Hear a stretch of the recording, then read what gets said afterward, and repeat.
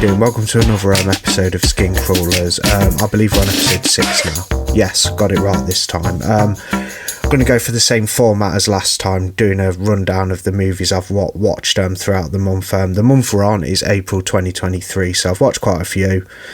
The first movie of the month I watched was on the 1st, and it was The Hanging Heart, and I'll get to that. It's part of the... basically, I'll get to the beginning of what I was about to say. I picked up the Vinegar Syndrome Homegrown Horrors Volume 2 set with Hanging Heart in it, Moonstalker and Dead Girls. I'll get to the other two after Hanging Heart, but I watched them all in order as they're presented in the set on nice individual discs, great artwork. So The Hanging Heart, it was a bit of a strange one. I'm not going to talk too much about it because I didn't really like it. I thought the other two in the set were absolutely fantastic and a lot of fun. I will get to them though. So it's directed by a guy called Jimmy Lee. It's 103 minutes. Yeah, I found that it was a little long. I thought 103 minutes was quite long for this movie. So here's the synopsis. I'll read the Letterboxd synopsis, as I'm using Letterboxd as a tool to run down through everything. When the curtain goes up, the name of the play is Death. Denny is a struggling actor whose girlfriend's dead body is found in the theatre where they have been preparing for their new production. Being one of many suspects, Denny must track down the killer as others around him are found dead one by one. Can he unmask the killer before his own life is taken? So yeah, pretty much this guy, his co-star, he's an actor in theatre. So he's a play actor. It's about play actors. So he's at the theatre, and he works with this. He has a co-star who's female, and he ends up seeing her. And he goes away after they've had sex, and then she ends up getting killed in the meantime, and he becomes a suspect. The janitor finds her dead body, sees him looking at her because he's just found her himself, and then he becomes a suspect, and it all goes from there, really. It's about the woman being murdered and this actor. Yeah, I thought it was a bit disappointing, as I was really looking forward to the set, but that's okay because the other two are absolutely brilliant. So also on the 1st of April, I watched the second Blu-ray in the set called Moonstalker, which is a 1989 slasher movie, very low budget. You know, I can't get enough of these low budget slashers set in the wilderness. It's about campers. Basically, this group of people are, let me think. Yeah, they're a part of a retreat, and little do they know, there's a man who's normally kept under the control of his father. They're a psychotic family who do kill. They've killed in the past, and he becomes unchained and goes on a rampage, and yeah, it's pretty crazy. Killer looks quite good. Love the setting. Yeah, he's very cool looking. He wears sunglasses, and he has kind of like a moody, brooding look to him. It's set in the snow. It reminds me of the film, I've probably said this before, if you've watched any of my videos. Here, it reminds me of a film called Satan's Blade, which is set in the wilderness as well, in the snow, at a cabin. It reminds me of that one a little bit. That's also an 80s low-budget slasher, but yeah, I loved it. Moonstalker, very, very cool for what it was. You can tell it's low budget. You know, it's got a couple of sex scenes in there, nothing too graphic. It's got a funny guy who runs the camp. I suppose you could say he's a bit of a prick, but he's entertaining nonetheless.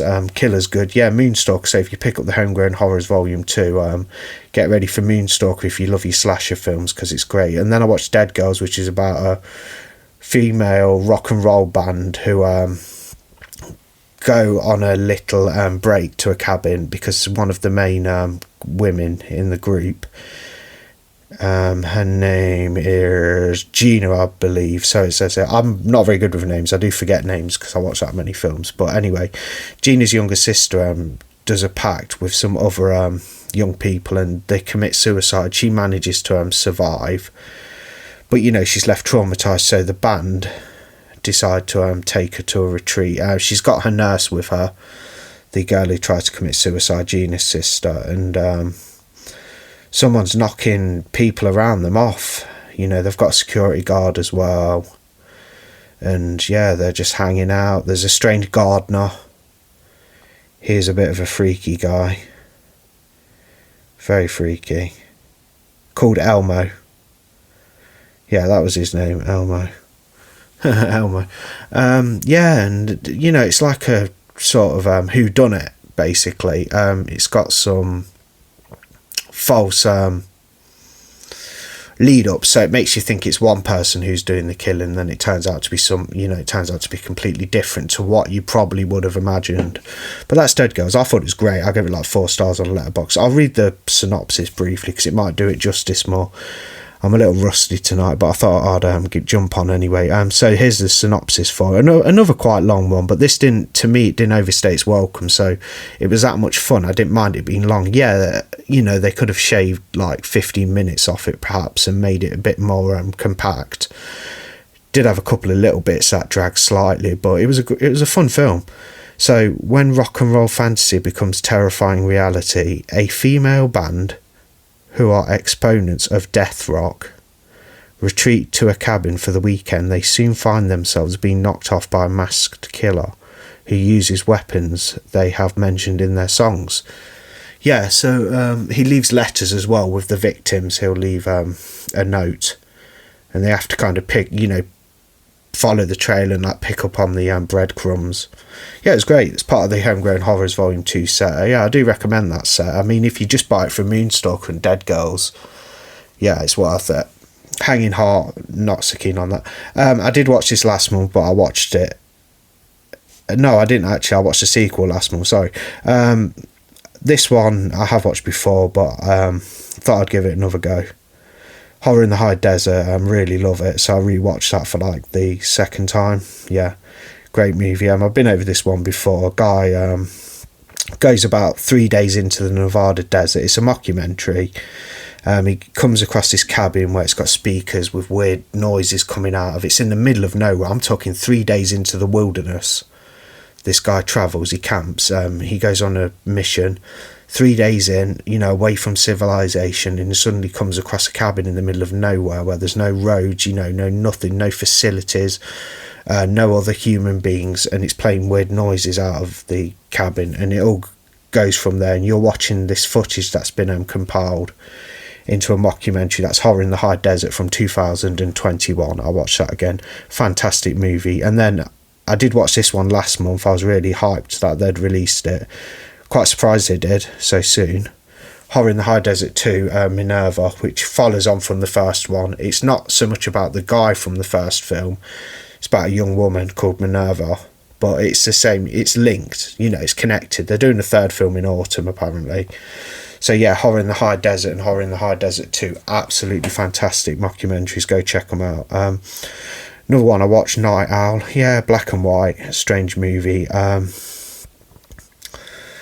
Does have what's his name? He's been in quite a few things like Land of the Dead and so on. John Leguizamo. Yeah, maybe I'm saying that wrong, but you'll know who I mean. He's in it. That guy. He's not the main guy, but he's in there. And yeah, this is about a guy who's basically drinks people's blood. He's a vampire. It's you could almost say like I watched this sort of similar time around the time as I watched Martin as well. It's one of the type of things, a little bit ambiguous. Like, is he really a vampire or does he think he is? From what I can recall, I think he is actually a vampire in this one. He's a Puerto Rican guy.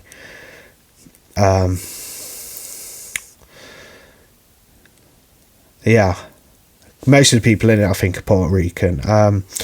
The side characters, a Puerto Rican guy who's searching for his sister, who has been one of the main character's victims. So he takes these women back to his apartment and then ends up murdering them and drinking their blood. Yeah, I enjoyed it. That's Night Owl from 1993. Pretty authentic. I love the whole black and white thing going on. It's great when they do that with later movies. I watched Bloodsuckers from Outer Space from 1984. This could have probably been a Troma film. I don't think it is. I'll check the studio, so details on here. No, It's not Troma, but I don't. It didn't have the Troma logo on the. I thought it on the Blu-ray. I thought it was really fun. I didn't even know this film existed. Basically, it's really goofy. It's about this guy who's a reporter, and his uncle who's raised him and aren't want him to take over the farm. He doesn't want to. This alien entity is like taking over people in the town. He meets this young woman, they get together and they go on a little mission, and crazy things happen, and they encounter people who have been overtaken by this alien entity. And it's got a lot of stuff with his brother, who's a scientist in a military scientific base. Yeah, a lot of fun. Bloodsuckers from Outer Space. Very goofy, very silly. Yeah, I liked it. I think I give it like 3 star out of 5. Pretty cool. One I didn't really like, although I wasn't paying that much attention to it when I watched it, but that's Hellmaster. As you probably realised, a lot of these are Vinegar Syndrome titles, like older ones. Yeah, Hellmaster. It's got John Saxton in it. He plays the Hellmaster guy, also known as Professor Jones. I didn't really like it. Basically, I'll read the synopsis. A psychotic college professor uses unwitting student... unwitting... Or is it meant to... It says unwitting... It probably is.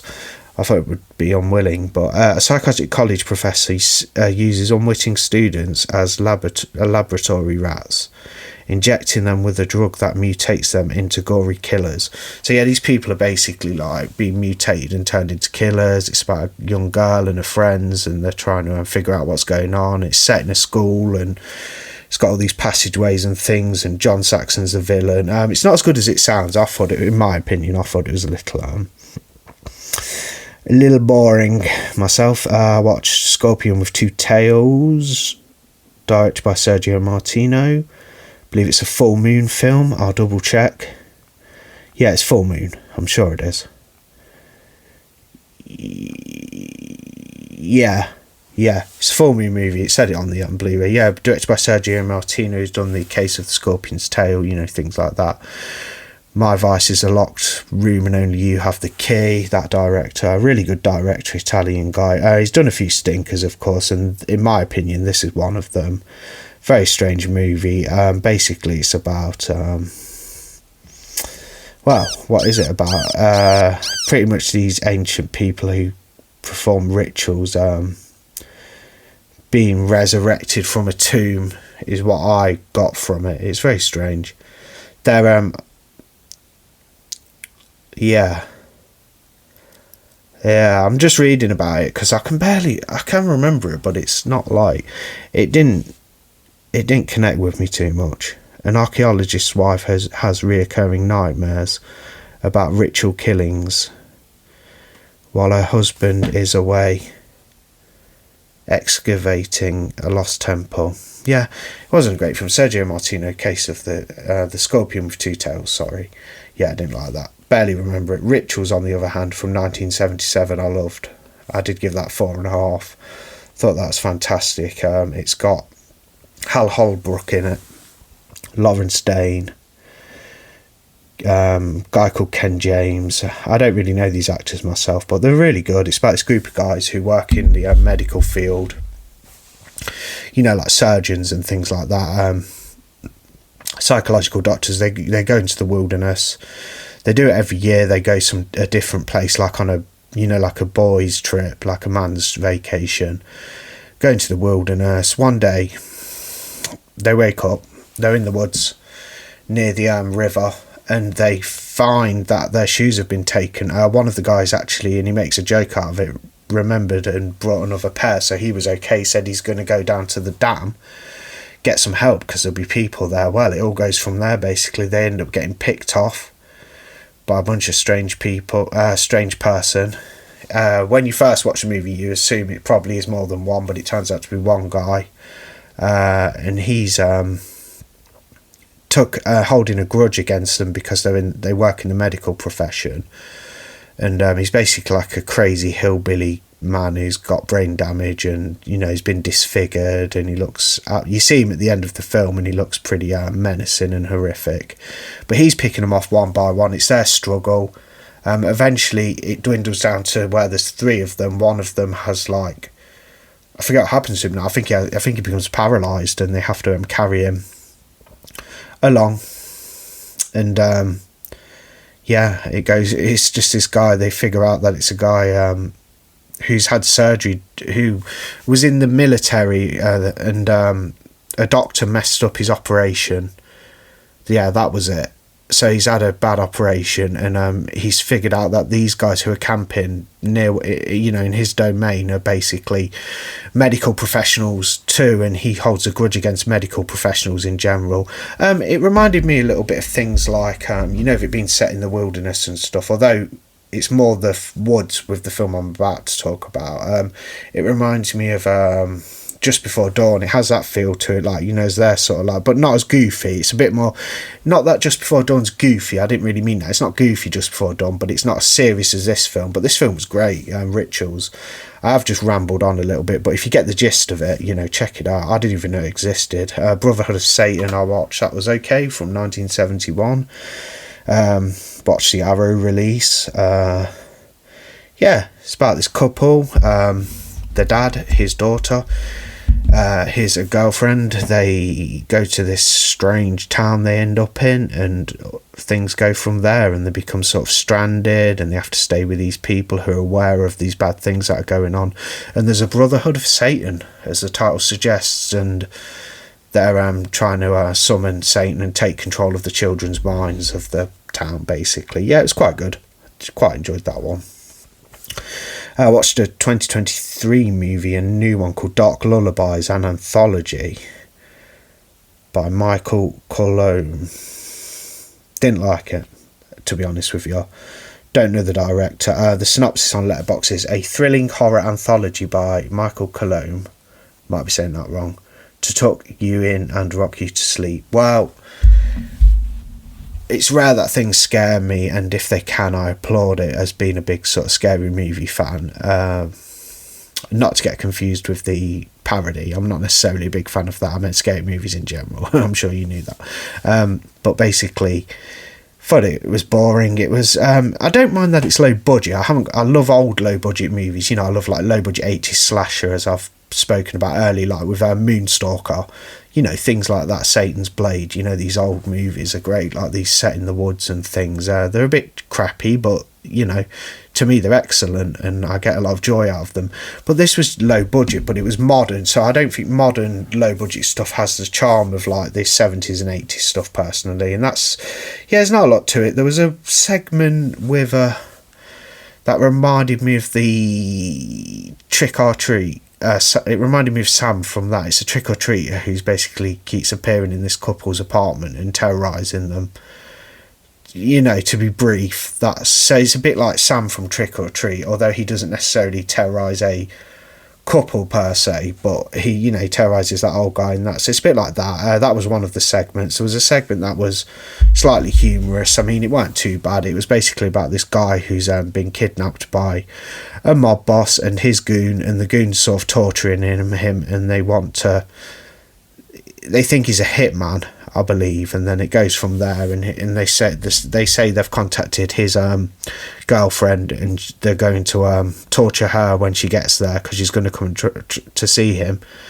And when he gets there, the mob boss says they're going to torture her and get it out of him, basically get him to spill the beans. And she turns up, and turns out that she's the hit woman. So it wasn't the guy, it was his girlfriend who's been knocking off all these mafia and mob people. That was an okay segment. Can't remember all of them, but I didn't really like Dark Lullabies, to be honest with you.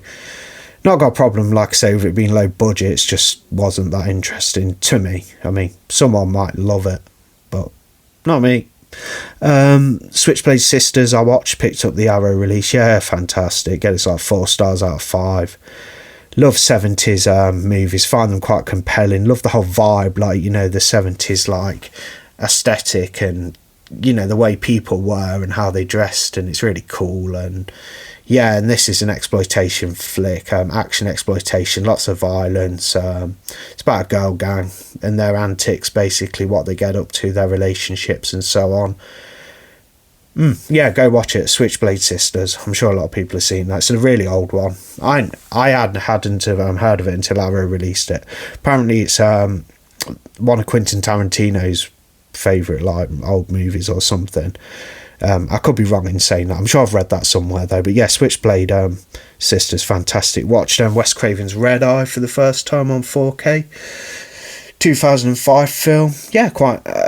Never seen it before. I was quite impressed by it. I was expecting it to be more mild than it was, with it being a certificate 12. Obviously, we have a 12 certificate in the UK. I know they're doing a lot of places, but we have a 12 basically, and this was a 12. And you'd think for a Wes Craven film, it would, if not an 18, it'd at least be a 15. Because he normally directs horror, with some exceptions.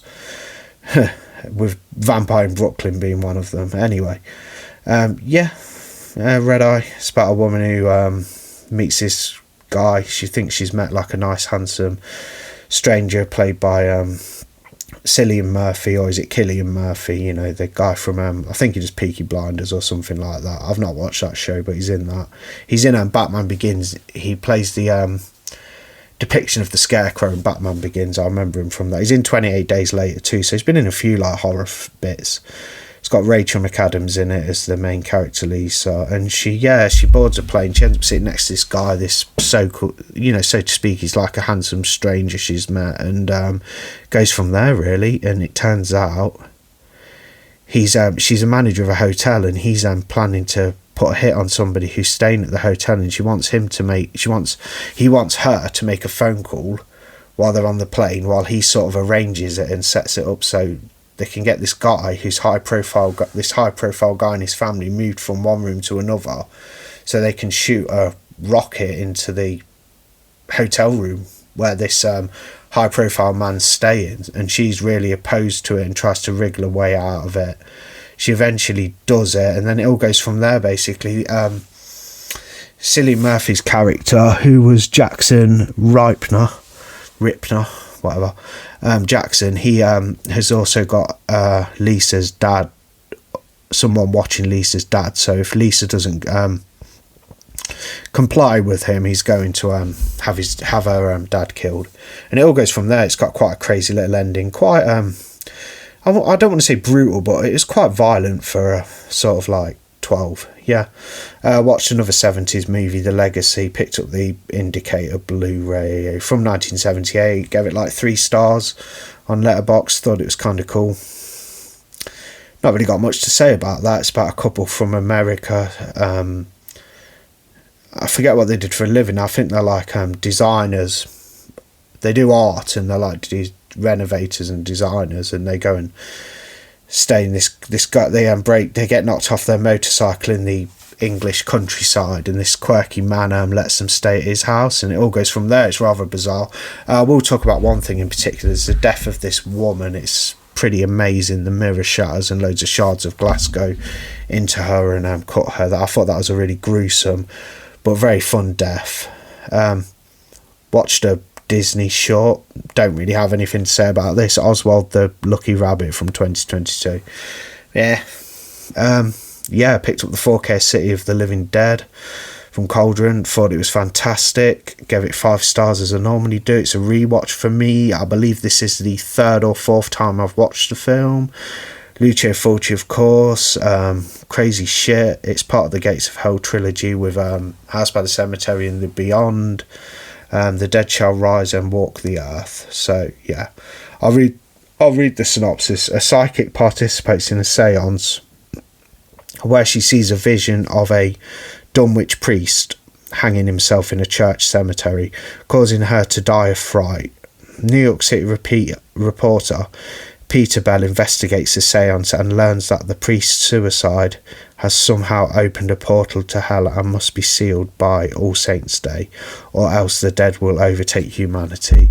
So there's the brief synopsis on Letterboxd. Yeah, the reporter Peter Bell, he is in the graveyard, and he's just spoke to these guys who work there who dig grave diggers, and after they've gone, they don't properly bury somebody, so they just put the casket down there, and throw a bit of soil on it, but it's still exposed, if you will, and he starts hearing banging. She wakes up. This psychic who supposedly died ends up like living again. She is resurrected, you know, and she's banging on the casket, and he opens it up, and then it goes from there, and they become sort of partners in trying to stop the dead from overtaking. But it's got some great scenes in it, like especially when the couple making out are in the car, and then the lady keeps seeing the priest, they keep seeing this priest from Dunwich, a lot of people do, and then all her guts basically regurgitate,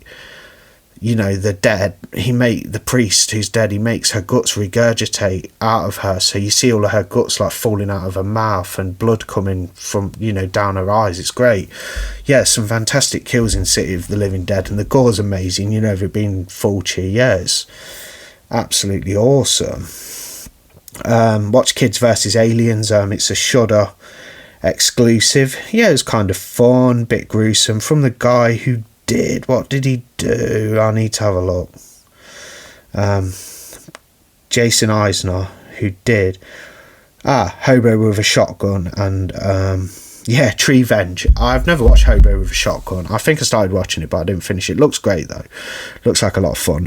Tree Venge is really funny. If you know Tree Venge, it's a short that's out there. You can get it on YouTube.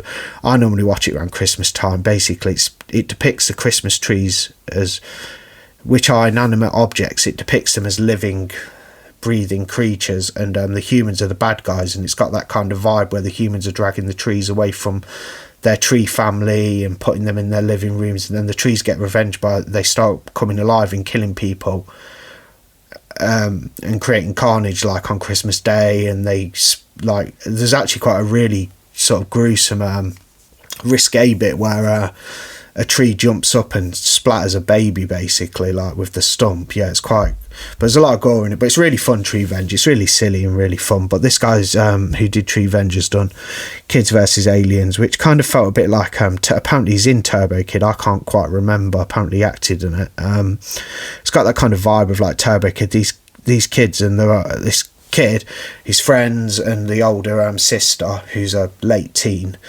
They like making their own home movies, and they're doing all this crazy stuff and things like that.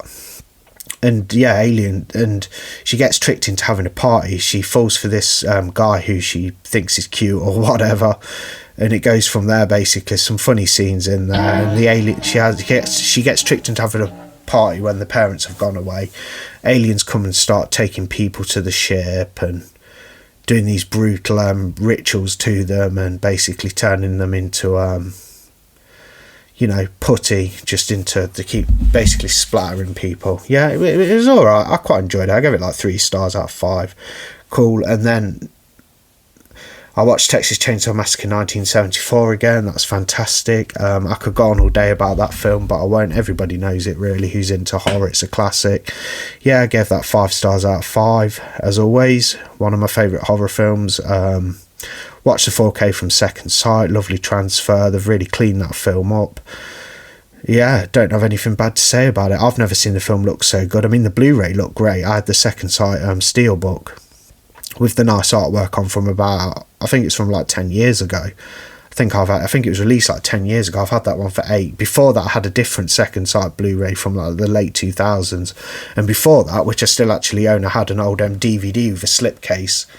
And it even has a gimmick thing on the back, which I never actually used, but you could have sent off and got a poster. But anyway, regardless, the new 4K is fantastic from Second Sight. Great package. Yeah, it's limited edition, so if you want that limited edition, go pick it up. You can buy the standard edition as well. That's Chainsaw Massacre, Leatherface and the carnage ensues. You know, the usual macabre madness. Everyone knows Texas Chainsaw Massacre, really. I'd be surprised if you don't. Okay, and then we're going to go over some more stuff. And I watched Texas Chainsaw Massacre 1974, 21st of April, Friday the 21st. I think it was on the day after I got the 4K, or on the day I got the 4K. I can't quite remember, because mine was a bit late in the post because they had some delays. If you ordered from Second Sight directly. So we're going to get through the rest of the month now from the 21st. There is a bit of a gap from the 21st when I watched Chainsaw Massacre, because I had to sort a few things out, and I've been doing some other hobbies and hanging out with some friends and stuff. But yeah, let's get to the rest of the month. Trash movies with weirdos are better than ones with superheroes. Trash movies with weirdos are better than ones with superheroes. Okay, well, thank you for that. Marvellous. Anyway, so we're going to finish with the final film for the month. I know it's not quite the 30th of April yet, it's the 27th, but to round out this show, I'm going to finish on quite an interesting note with Scream 6. So just watch Scream 6. Going to give my thoughts on it, a little bit of a review, some opinions. I really liked it. I liked last year's Scream 5, dubbed Scream, strangely, but yeah, I liked last year's entry. Thought it was quite refreshing. You know, with the Scream movies, same old thing it tends to occur. They do cover a lot of ground that they have done before. We all know it's a meta franchise, so it's very little bit tongue-in-cheek, it's self-aware. Same goes for this movie. Scream 6, so 2023 film. Same directors as last year. Same sisters are in it, Sam and Tara, who were a part of last year's, and characters like Mindy and Chad are back. Gail Weathers is in this new Scream 6. No Sydney, from what I saw. Yeah, she's not in it. Didn't even see a glimpse of her. She got mentioned in the movie. It's set in New York this time, which I thought was a really cool thing. They needed a location change from Woodsboro. It really did freshen things up, it being set in the city. At the beginning of the movie, it shows it's got a very New York kind of vibe to it, where I won't give too much away, but where a victim gets slaughtered in an alleyway, a dingy New York alleyway. I thought that was really cool. That's at the beginning of the film. Basically, direct follow on from last year. The sisters Tara and Sam have moved to New York, and people start getting knocked off. It's got a new killer. He's very menacing. He seems a lot stronger and more powerful. The kills look a little bit gnarlier. It's a bit gnarly. You see the knife going more, and yeah, it's very, very violent. It's very long as well, but it does breeze by, I thought. For a long movie, it's very thrilling and keeps you on the edge of your seat. The movie is 123 minutes long. I'll give a quick synopsis of what it says on Letterboxd, as this is Letterboxd Diaries. New York, new rules. Following the latest Ghostface killings, the 4 survivors leave Woodsboro behind and start a fresh chapter in New York City. So set in New York. It's got some of the legacy characters. Kirby from Scream 4 makes an appearance. She's an FBI agent. That's got a little sort of story of its own involving her. She's part of the main plot, obviously. Well, I say a little story involving her. It's a part of the main plot, but you'll see when you watch the movie. Like I say, killings are great. Look gruesome as hell. The reveal's really good. I'm not going to give the reveal away in this podcast, if you will, but the reveal is good. I did like the reveal. I sort of seen it coming, so you could say that 70% of the reveal, or maybe more like 60% of the reveal, I did see coming. That's the problem with these films. I love the Scream franchise. I can keep watching these movies. I really like the new characters. I'm feeling them. They're cool. The actresses are great. The thing is, the problem with Scream is I think we've seen a lot of it too many times, and it feels like it's just being carried on for the sake of it. I know it makes a lot of money and it's a big franchise. People love it. I'm one of those people. I think it's great. I love it. I find it riveting. I just felt watching this installment, like it just felt a little the same kind of beats per se. Watching the movie, you feel like you've seen a lot of it before, but with different characters in different settings.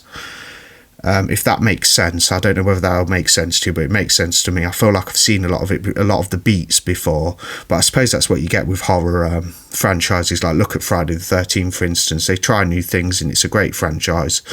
Few worse films in the franchise. Same with A Nightmare on Elm Street. Hellraiser, one of them. You know, you have seen a lot of it before, so Scream's getting very much like that, whereas before they did Scream last year, there was only 4 movies, so the franchise was a little linear compared to other franchises, but now they're on the 6th instalment. Got released a year after last year's film, quite soon. Not sure what's happening. I'm sure there'll be a Scream 7, not sure what's happening with it. I assume the characters will be back. I hope they're back. I'm looking forward to it if they do make one, and whether they probably are. They probably have greenlit it, as it makes a lot of money, I imagine. Looking forward to seeing the characters again, like Sam and Tara. They're great characters. I just feel like we've seen a lot of it before. Hopefully, with the character Sam being Billy Loomis's daughter, they do play on that fact a little bit in both movies, whether she could possibly transform into some sort of killer. She's got that killer instinct when she sort of takes out the ghost faces. It gets unleashed, and I hope in the future films they do explore that. That would be fantastic. They do slightly in this film. It's got a little tease at the end, very brief little tease with Sam and her possible lust to become a killer. It's got a little tease at the end, and that was great. But it's enjoyable, it's thrilling, it's a violent addition to the franchise. The location change was a great implement. The big reveal's pretty good, it's decent. You know, I love this series. I just feel like we've seen a lot of it before, but I am looking forward to the next film when they do release that. Hopefully they'll give it a couple of years. Don't know when it's coming out, possibly next year, but hopefully they give it a couple of years and really get innovative. This was quite innovative. Like I say, the kills were good. The ghost face is very menacing. He even gets hold of a shotgun at one stage in the film, which is pretty fresh. I like that. Yeah, I'm intrigued to see the exploration into Sam's killer side, see if that's taken any further in future films. I did enjoy it, yeah. Definitely not opposed to seeing more movies with these characters, especially Sam and Tara, the sisters. Definitely not opposed to seeing them in more Scream movies. Hopefully they'll be a big part of it, as well as some legacy characters, of course, for nostalgia and you know, among others. Yeah, it's got not as nostalgic as last year's film. That had more legacy characters. They do go on about this in the film about, you know, with it being meta, they talk about legacy characters and whatnot. What was I going to say? I was going to say something, but I can't quite put my finger on it. Yeah, it was a good watch. I gave it 4 stars, 4 out of 5 on Letterboxd. Yeah, really good. Really good. Did I enjoy it more than last year's? I've only watched last year's Scream once. I'll probably say they're on par with each other. Maybe I enjoyed last year's a little bit more. With Scream not being around for over a decade, apart from the TV series, of course, where they switched up the Ghostface mask for 2 of those series, which was ridiculous. They did bring it back for the 3rd instalment of the series. Yeah, looking forward to seeing what they do next. And yeah, it was a good watch. Finally, glad to finally see it. Yeah. Big fan of the series, love the Scream movies. It's not the same without Wes Craven. They're good directors and whatnot, and good new characters, but do miss the Wes Craven. He was great and did some brilliant directing for horror. But yeah, I would recommend Scream 6. Yeah, I just think they need to... they do, you know, they innovated it slightly with it being set in New York, and they play it this time. You know, last time they sort of played on the fact that the killer's basically trying to act out and perform a requel, a reboot, you know, a requel. This time they talk about franchises. It's all about, you know, like the topics, it being a franchise. So that's the sort of buzzword in the new Scream 6 franchise. Yeah, I hope it keeps going. Yeah, there's worse films. It's not a bad film at all. It's a good film. Very good film. Like I say, 4 out of 5 from me.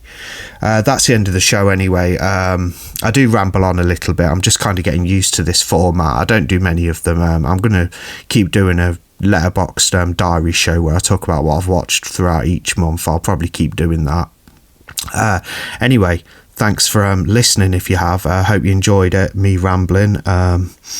You know, if you have any I'll put it on YouTube. If you have any comments, please do, comment your opinion and stuff. And yeah, thanks for listening. Bye.